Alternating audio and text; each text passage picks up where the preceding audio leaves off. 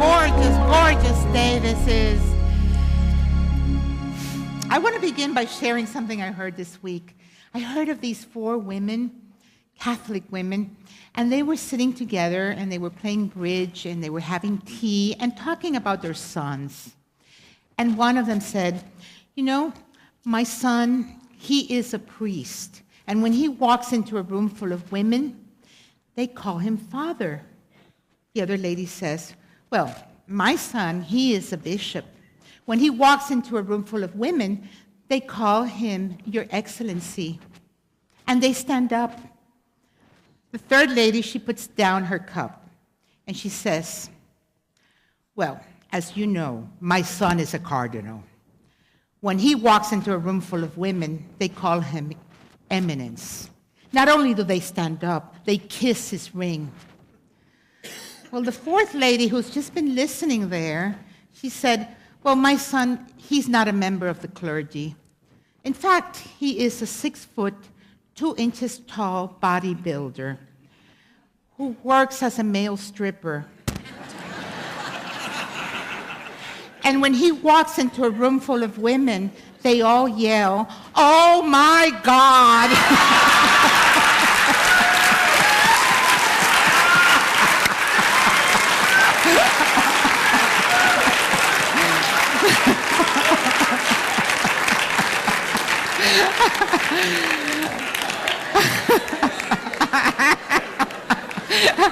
It's good to laugh once in a while. We take ourselves too seriously, my friends. It's good to laugh, and it's good to laugh in the recognition that we all have some talent. We're all here for a special that is. And with that said, let us consciously set an intention right here and right now to deepen in the awareness that God is all there is and that the goodness of God is right where we're at, and we're opening ourselves to this presence as we open our hearts. By opening our hearts, we allow this presence to come forth through us, as us, and do with us what it likes, because it is always for good. Can we do that this morning? Yes. Let's take a breath and open our arms and say, I am ready to expand my consciousness. I am ready to expand my consciousness because I really, really want this to be the best year of my life, right? We're still having it at that time. My God, a year that is light, a year that is full of joy and full of recognition of the divine. The core value that we're practicing this month is living the truth principles. And Reverend Chris began this month about talking about the unity principles. But it's not enough to know them here. It's about being that. It's about living that. So let's discover today the ways that we can live the unity principles, which is the presence of all there is. One thing that I did in December, I got together with a friend of mine, and we spent a whole afternoon together really envisioning and dreaming and seeing, how we wanted to show up this year. Because if it's all energy, what vibration am I bringing forth into my experience? How am I showing up? Who am I here to be? So that I'm not living from my conditioning, from my history, from my programming, but rather from my luminous qualities. And so we did this. We came up with a few words, luminous words, to attach to our I am. Our I am is our divine self. I am that I am. The first unity principle, it's all God. The second one is that we have a spark of divinity. It begins by the recognition of the spark until we realize that it is a bonfire and that it is all there is and that we are divine. Every part of our being is divine. And so I came up with 7 words just because I like the number 7. But one word, one particular word is my anchor this year, how I am willing to show up regardless any situation. And that word for me was clarity. And I invite you to find your own word. Why clarity? When I say to myself, I am, and this is what I did. I have it in my computer, but I also have it in this board because everything here is done with an erasable marker, and it's very, very, I just touch it and it goes, so I have to continually redo it to remember So that the mind doesn't play any tricks. I am choosing to every day commit to this. I am clarity. Clarity being the space where everything arises, is keeping that I am without conditioning, because the mind likes to categorize things and make everything into something. I am clarity. I am the space where everything arises in, which is I am present in all my relationships. Wherever I show up, that I can be present and open. Open. That's, to me, is practicing the presence. You might have heard of this. Have you heard of the man that was in New York City, and he was walking and he stopped someone and he said, "Can you tell me, how do I get to Carnegie Hall?"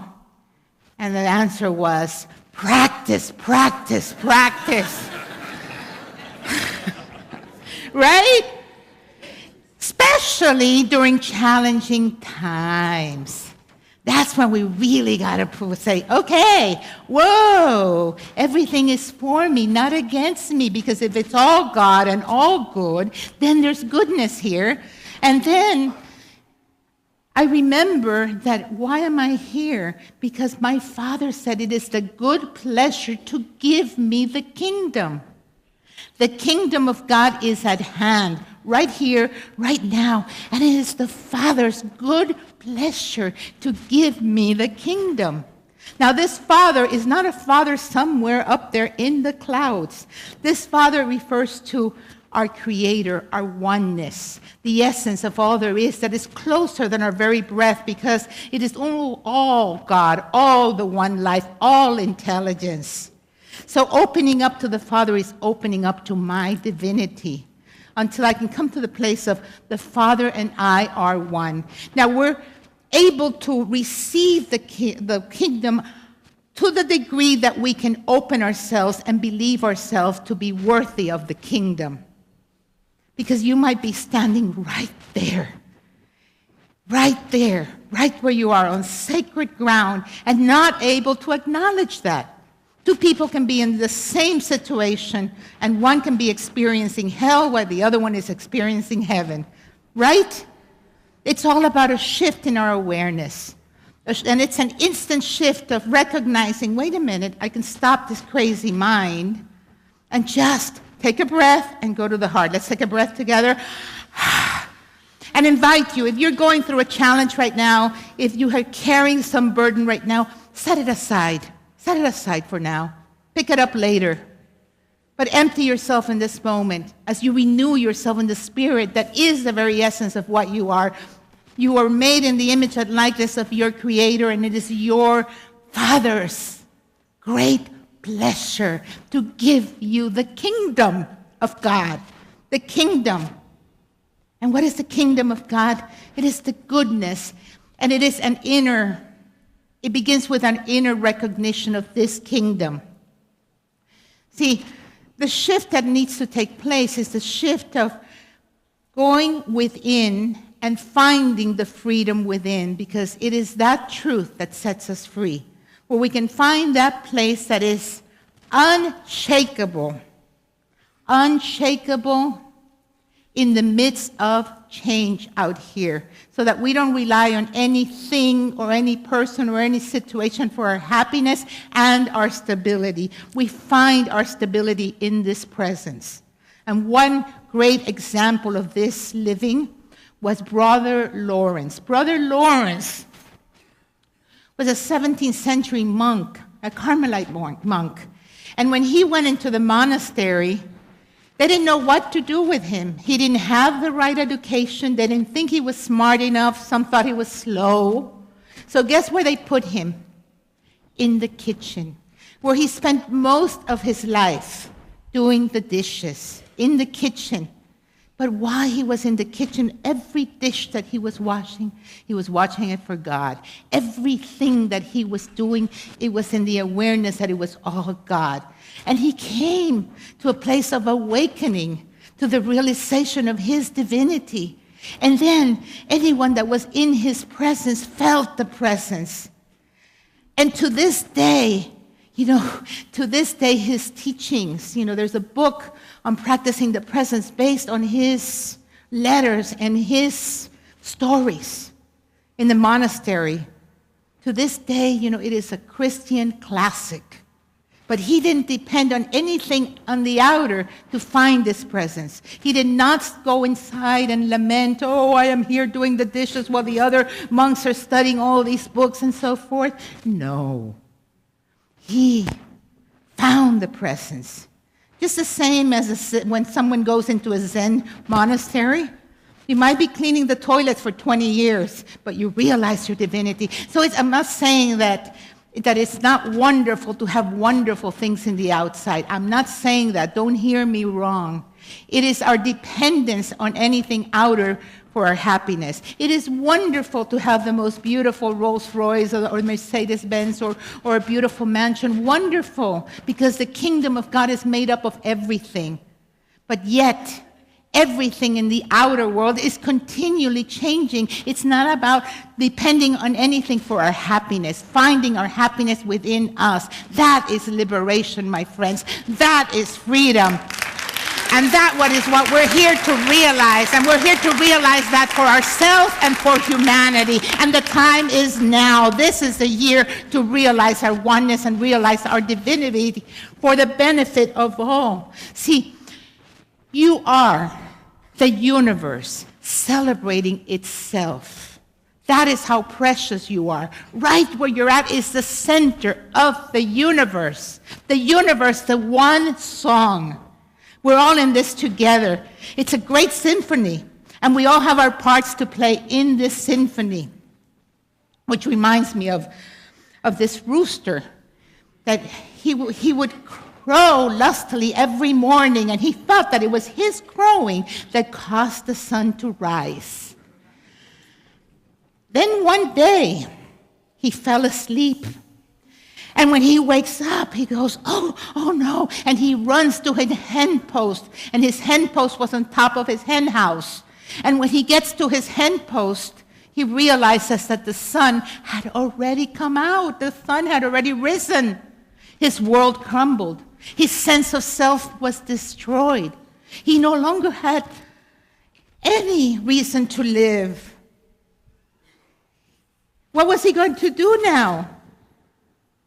And then, in an instant, this is how divine grace comes along. In an instant, he had a realization. Okay, it might be that it isn't my crowing that causes the sun to rise. But yet, I can come to my hen post every morning and thank the sun for rising. Thank you, sun. Thank you, moon. Thank you, stars. Thank you, rain. Thank you that I have a shower every morning. Thank you that I have a warm bed. Thank you that I have coffee, that I have food. Every moment is an opportunity to say, thank you. Thank you. And in this book, Celebrate Yourself by Eric Butterworth, this is what he has to say about the celebration, because practicing the presence is a celebration of life. It's a celebration of the divine that we are. And Eric Butterworth says, the word celebrate means to honor. It does not imply dealing with something that is done as from the outside. Rather, it is giving a very special blessing to something. In the true spirit of celebration, you are not just a loud, laughing spectator. You are an involved participant. You become a conscious channel for the cosmic flow. We're all here in this cosmic celebration of existence, to be an involved participant. See, you have no idea how many people come to me and tell me, I get this whole God thing, but I'm a human being, and I have an ego, and then the mind likes to categorize, and we make the ego our enemy. And we come up with all kinds of reasons why we can't just be this presence.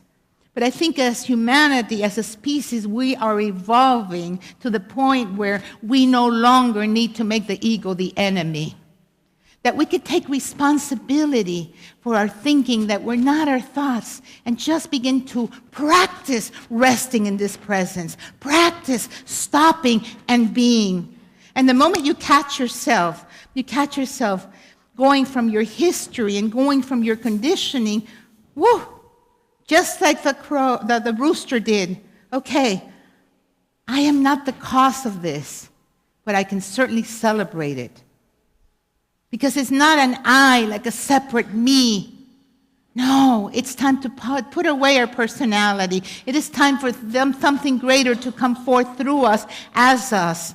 And it's challenging. It is very challenging because we are so stuck in the story of a separate little me. We're so stuck in our history. But when we come together in communities like this, we help each other evolve. We help each other in our awakening. And then we can celebrate it as we become involved participants. And what does it mean to be an involved participant? It really is about making ourselves available for the flow of life. And the flow of life, be the teacher. Guide me, show me. It's awakening our intuition. It's a stopping and living our lives as a life of prayer.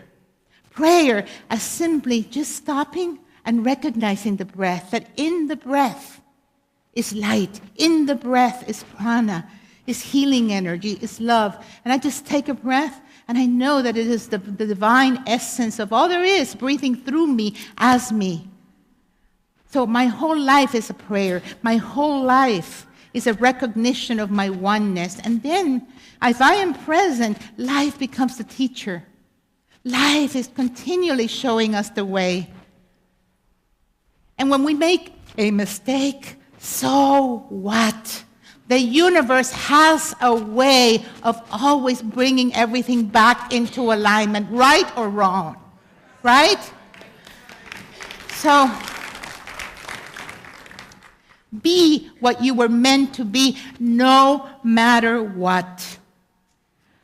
And then we recognize that all of life is sacred. All life is sacred. And then all life can be an opportunity to recognize this as a namaste. Namaste is the divine in me, salutes the divine in you. So namaste to my family, namaste to my friends, namaste to all life. Turn to the person next to you and say, namaste. I recognize the divinity in you. Namaste, namaste, namaste. And it is so wonderful to say namaste to the people we love, to the people we like, right? But I'm going to invite you to say namaste to those that push your buttons, those that trigger every part of your being. Namaste to you. Let's all say namaste to you. Namaste to every person, every situation in my life that has been challenging, because that's how we grow, and that's how we recognize our divinity, and that's how we come to know the power in us, because sometimes it humbles us, sometimes it gets us to our knees, but when we're willing to recognize that everything that comes in our way is truly a blessing, and that everything, those people that trigger our buttons and push and it hurts, is just showing up things in us that are calling forth to be healed. That's all it is. And so we can stop and breathe and feel, and we don't have to make the person the enemy. We don't have to go into our minds and go and create a whole story about it, because in fact we're here to release the stories so that we can be free, because it is the truth that sets us free.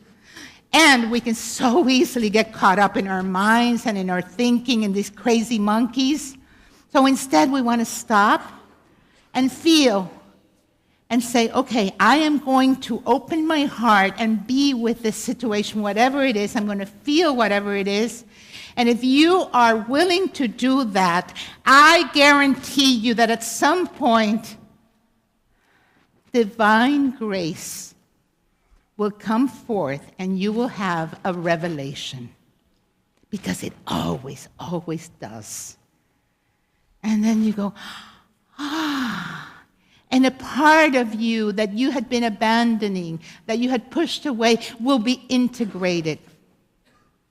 And more we integrate ourselves, We integrate every part of our beings that we have abandoned throughout our journeys. And I don't care how good your childhood was. Even if you had the perfect parents, there was something in you that got hurt at some point.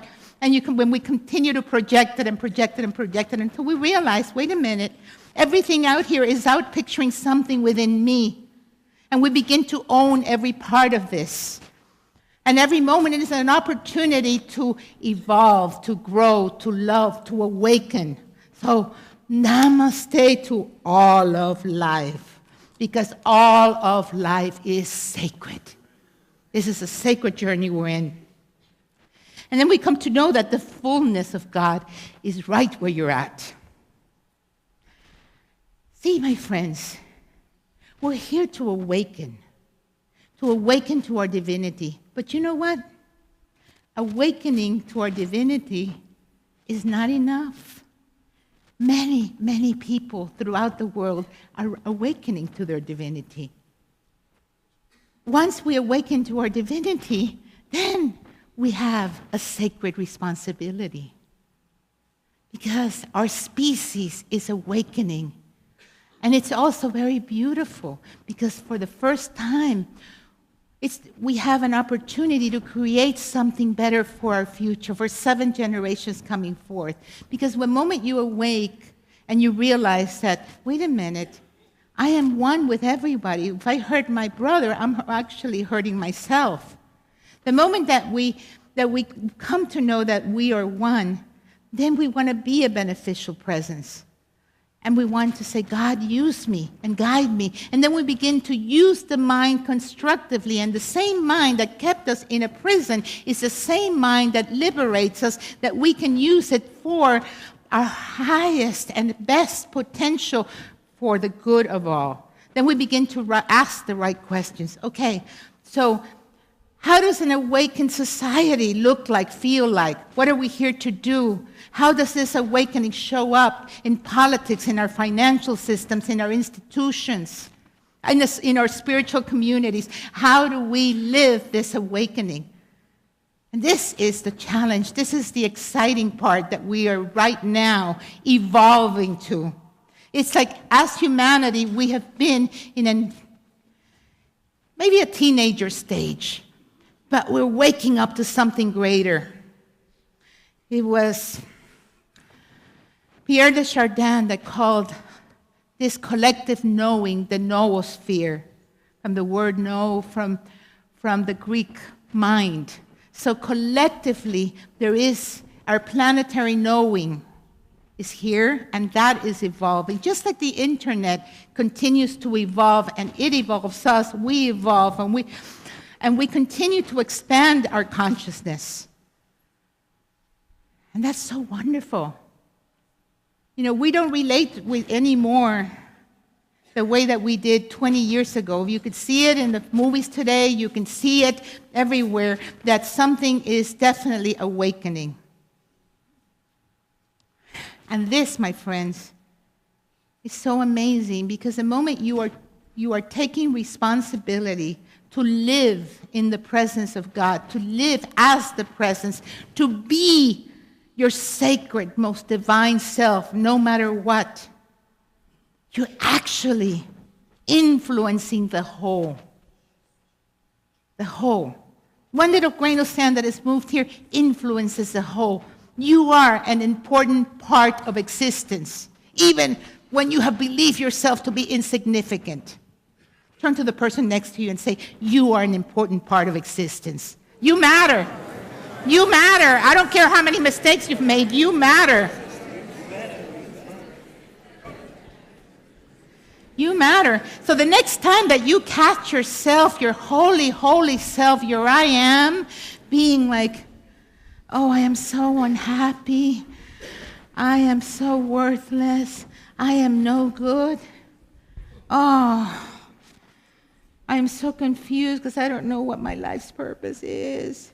Stop that. Stop it. Stop it. Stop it. Know that you're coming from your BS.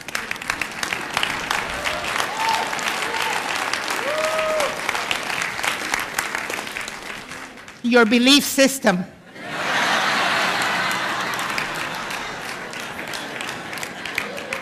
What did you think I was going to say? No. Let the belief systems go. Let the old programming go. Let that identification with a little insignificant person go. You are the universe in person. The fullness of God is right where you're at. Own it.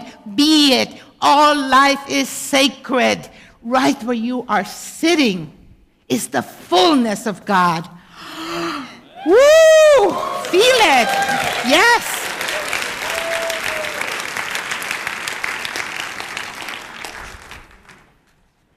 Then we can relax and show up with life with more curiosity, because we know that we no longer have to be with our hearts closed. We can open our hearts and trust life. Trust life. Because even those that insult you and try to put you down and so forth, they're doing their best. They're believing, they're thinking. They're in their BS. But you can step out of that and know that there is a sacredness to your life, and everything is whispering, you are divine, you are beautiful, you're magnificent, you are radiant, you are luminous, because that is who we are. We've been living too much out of our lies. It is time to live from the truth. Whew. And then, when we discover what is unchanging, we can rest in our natural sense of self. And it is as simple as just stop. The mind wants to make everything complicated. It is so simple that it gets overlooked. It is so simple as right here, right now, just stop thinking for a moment and just be. Learn the language of the heart. Because there's greater intelligence here than here. More electromagnetic activity going on here than here. Listen. Listen to what your heart has to say. Breathe. Short moments during the day of just simply stopping and being. Being your luminous self. Find that word. Find that word that you're willing to show up and be this year. Let every doing come from this beingness. If you have a very, very busy day, more time you need to stop and be. Breathe and be. And you will find that you will get a lot more done by short moments of stopping during the day, and get yourself out of the way. Let God be God. Here I am, God. Use me. Guide me. Let's say that together. Here I am, God. Use me. Guide me. Every moment is an opportunity to discover your radiance, your magnificence. And while I am in this process of discovering, I then discover that the whole of God is right where I'm at. And it is present at every point in space at the same time. It is infinite, it is spacious, it is unlimited, unbound, and it is right here, right now, in each and every one of us. And all it is asking of us is our simple willingness to open and recognize that the kingdom of God is right here, right now. Be open, be available, and say yes to the sacredness of life no matter what. And take a breath and enjoy every moment of the journey, because it is not about the destination. It is about being present right here, right now, and recognize that you are the one. You are the divine in incarnation here and now. Blessings.